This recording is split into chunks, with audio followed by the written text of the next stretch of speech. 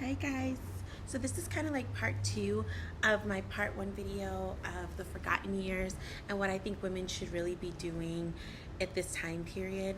Now, I'm like a traditional woman, but I'm also not a traditional woman. I'm a traditional woman in the sense that I I'm not like the cook and cleaner type of doormat woman, but I genuinely love preparing meals and seeing my loved one eat my food and become addicted to my food. So that if he ever tries to replace me, that new woman can make her own food, but it'll never be my food. But I also, I'm not desperate for marriage. I'm unmarried. I just got out of a relationship, and well, I don't know if it's a breakup forever. Like, once I start my advice on dating series, you will understand that you must break up with a man 3 times during a relationship before marriage. Once while you're dating, so he knows that you're not sprung. Once while you're engaged, so he knows you're not stupid. And once while you're married, so he knows you're not a doormat. That's my rule. You won't find that rule anywhere else on the internet, but that is what I truly believe. I've practiced that with every engagement, every relationship that I've had, and after the breakup, it always becomes better. If there needs to be a fourth breakup since you guys have been together, then that means that you guys shouldn't be together. But I don't believe in the whole like, oh, once you have to leave him once, he's gone forever. I had a really great ex-boyfriend that was just extremely stubborn because he had a lot of money and he was very, very blessed, if you know what I'm saying, financially and physically. He was 6'4", really handsome, could have gotten any woman that he wanted. And so, but of course I was the only woman. Like, fuck you mean.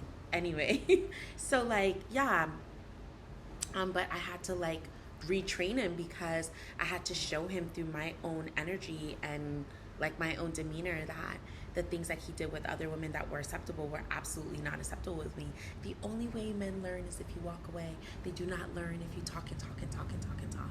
And all these men like, oh, I want a girl under 25, all the Leonardo DiCaprios out here. Like, when you are that young, even if you are feminine, when you are that young, it's when your testosterone is biologically the highest. So you are more prone to arguing. I would have argued from morning till night, like when I was under 25. Now you couldn't pay me. It's just like, it's not that deep. Also, when I was younger, I thought being single was like the end of the world. Now that I'm a little bit older, I don't care. Like, the biggest shame that I will experience being an older woman and unmarried is that I'm an older woman and unmarried. Like, who cares? Because being unmarried doesn't mean that I have less access to sexual experiences. It doesn't mean that I have less access to money, because I will never give myself to a man who's not fully providing my mortgage payments, my health insurance, my hair, my beauty, my cell phone. So just because I'm unmarried doesn't mean I have to offer myself at a cheaper rate to men who want to enjoy my body. And I feel like a lot of women don't even give themselves the self-respect until they become a wife. And it's like, girl, where was your self-respect before you were a wife? And I know wives that don't get half as much as I've gotten from boyfriends that were just like sleeping with me. So, I do respect YouTubers like Universe Guru that say, don't sleep with anyone until you're married. I totally get that. And I actually agree. For me, I'm not going to wait around until marriage. I'm just going to wait until a man treats me like a wife, whether I get the papers or not. And I do believe that marriage is really for people that definitely want to have kids. I'm not sure if I want to have kids yet.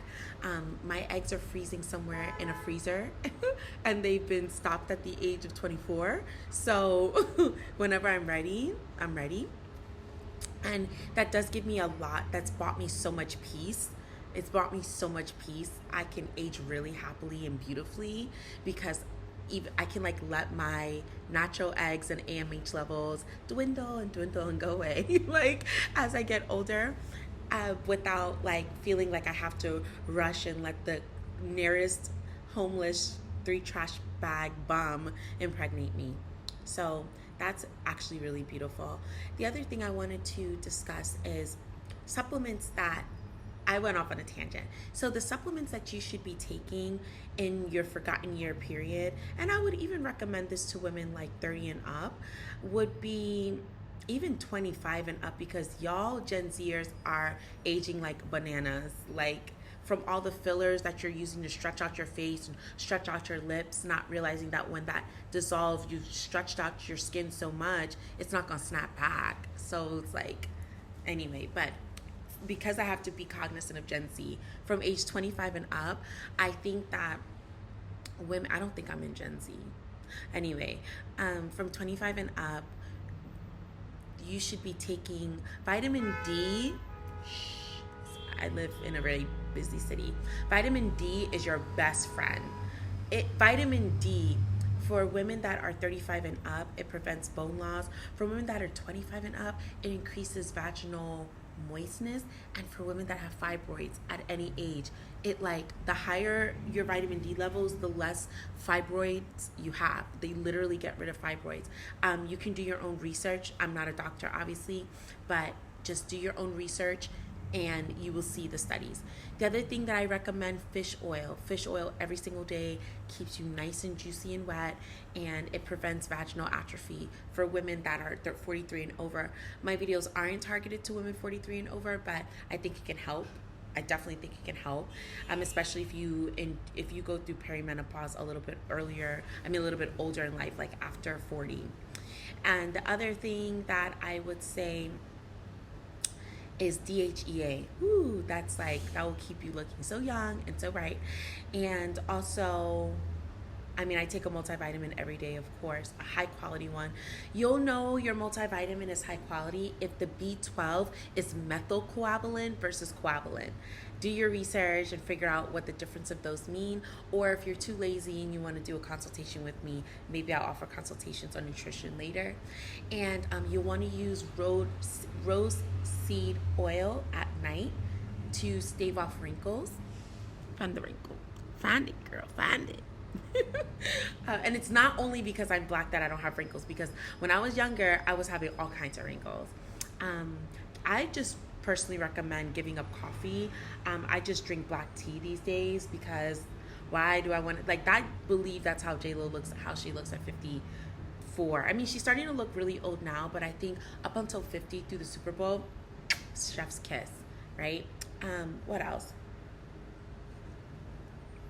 Sleep 8 hours, lactic acid peels. If you guys want advice on the cheapest, most affordable, I'm giving out too many secrets. I'll just stop at the supplements. And I also think that when you reach a certain age, definitely 25 and over, start a candle ritual and get in tune with the moon and crystals. My mom bought me this beautiful candle from Art of the Root. It's a self-love candle. It says, I am worthy and deserving. For Christmas, I just thought it was like the sweetest gift ever. But I'm also very aware of like evil eye. I always have my labradorite crystal, my amethyst to protect against psychic attack and anxiety, and also rhodolite. And for women over 40, statistics say that women over 40 are the most miserable women. I think it's a hormonal thing. L-tyrosine, your best friend. I'm talking like I'm over 40. Hopefully I don't look over 40 yet, because I'm nowhere near it. But I'm like preparing myself for aging so that I can age gracefully without all the hormonal detriments to my body. So I hope you guys have found that useful. If you like my video, let me know, and I can start a series on like the spiritual and prayerful manifestation techniques I use every day so I can age beautifully, sexy, femininely, and all of the leaves. Okay? Bye. Happy Valentine's Day to you guys celebrating in 2024. Love you. Bye.